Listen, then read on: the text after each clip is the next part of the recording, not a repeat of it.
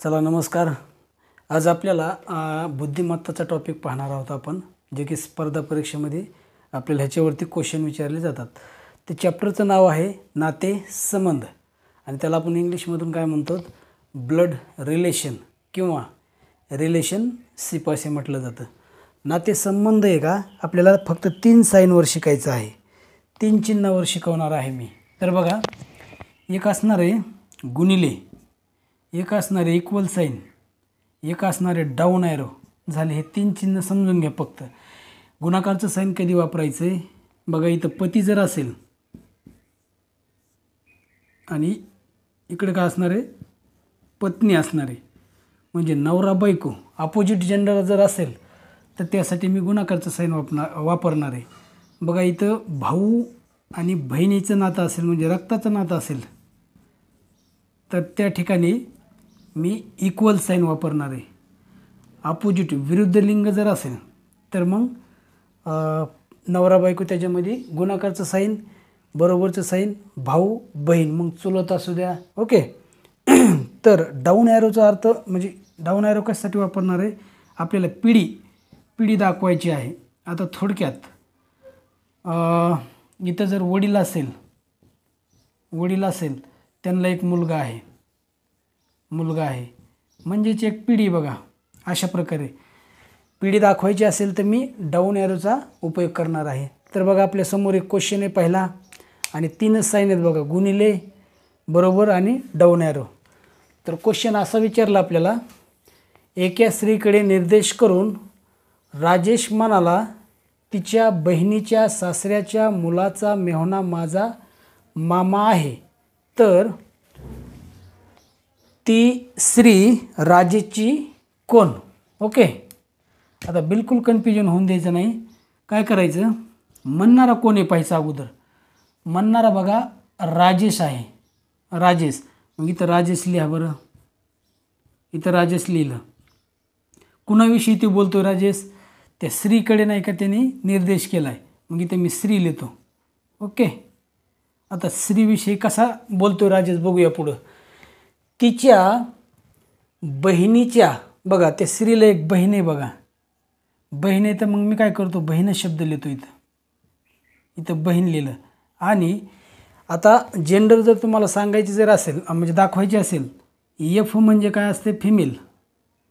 Okay, मग ही स्त्री बी काय असणार आहे, फिमेल, आणि मेल म्हणजे काय असते, पुरुष।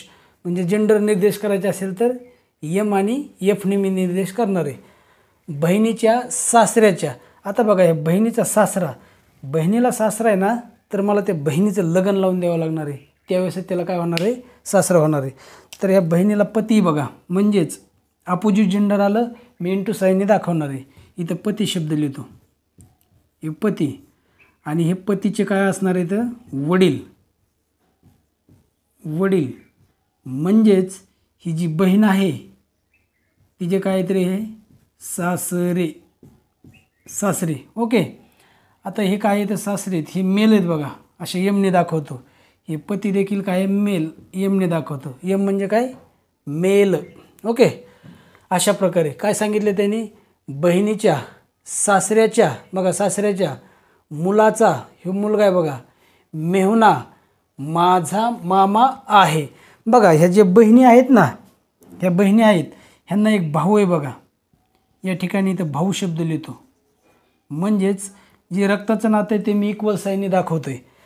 तर हा जो भाऊ आहे ना, म्हणजेच ह्या पतीचा काय असणार आहे, हा मेहुणा असणार आहे, आणि हाच मेहुणा त्या म्हणजेच डाऊन ॲरोने दाखवतो, राजेशचा काय रे, मामा आहे, म्हणजेच ह्यांना एक नाही का, राजेश ह्यांचा मुलगा आहे बघा।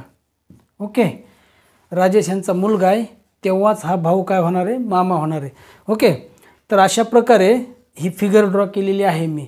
तर आपल्याला रिलेशन कोणाविषयी विचारले बघा, मामा आहे, तर ती स्त्री राजेची कोण? ओके, मग ही स्त्री का, ही राजेची, ही जी बहीण नावाचा शब्द लिहिला ती आई, आणि आईची ही काय आहे, बहीण आहे, म्हणजेच ती स्त्री राजेची कोण असणार आहे, मावशी। आईची बहीण कोण असते, मावशी। अशा प्रकारे मित्रांनो ऑप्शन क्रमांक किती असणार आहे, 4।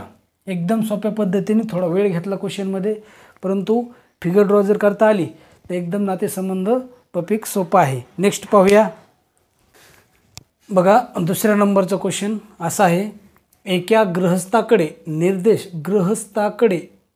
निर्देश करून सतीश म्हणाला, हे गृहस्थ माझ्या वडिलांच्या बायकोच्या वडिलांचे चिरंजीव आहेत, तर त्या गृहस्थाचे सतीश बरोबर नाते काय? तर तुम्हाला ऑप्शन दिलेले आहेत पती, भाऊ, मामा, वडील.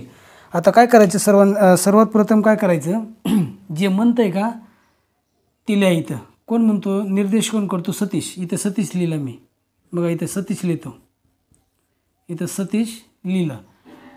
तर सतीश काय म्हणतोय बघा, हे गृहस्थ. आता गृहस्थाविषयी माहिती सांगते बघा सतीश. बघा हे गृहस्थ लिहिलं, इथं या ठिकाणी गृहस्थ लिहिलं. हे गृहस्थ माझ्या वडिलांच्या, बघा आता सतीशच्या वडिलांच्या, मी थोडं सतीश खाली लिहितो, इथं लिहिलं सतीश. आता डबल एकदा क्वेश्चन वाचतो बघा.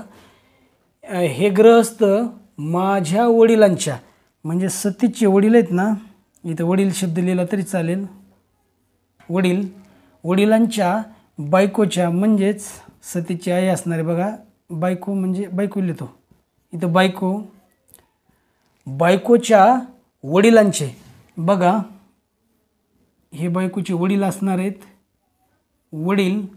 वडिलांचे चिरंजीव आहेत, म्हणजेच बघा हे सतीशचे वडील आहेत, ही सतीशची आई झाली.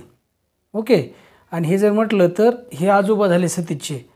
तर त्यांनी काय सांगितले, माझ्या वडिलांच्या बायकोच्या वडिलांचे चिरंजीव आहेत. चिरंजीव म्हणजे त्यांना एक मुलगा आहे बघा, म्हणजे हे जे वडील आहेत त्यांना एक मुलगा आहे, आणि सतीशची जी आई आहे त्यांना एक भाऊ आहे, म्हणजे ते चिरंजीव आहेत, म्हणजेच हे गृहस्थ आहेत. बघा हे गृहस्थ शब्द उचला आणि इथं ठेवा,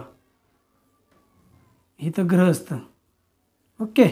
ते गृहस्थ काय आहेत रे, जी सतीशची आई आहे ते गृहस्थ भाऊ आहेत. ओके. तर आपल्याला विचारलं क्वेश्चनमध्ये काय, तर त्या गृहस्थाचे सतीश बरोबर नाते काय? कोण सांगतंय मला सांगा बरं. आईचा भाऊ कोण असतो रे, आईचा भाऊ कोण असतोय, मामा. कोण असतो, मामा.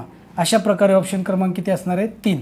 ओके मित्रांनो, थोडं नाही का 2 क्वेश्चनवरच मी आज थांबतोय. नंतरच्या व्हिडिओमध्ये मी नाही का पूर्ण टॉपिक नाही का घेतो आहे. तर भेटूया नंतरच्या व्हिडिओमध्ये. धन्यवाद.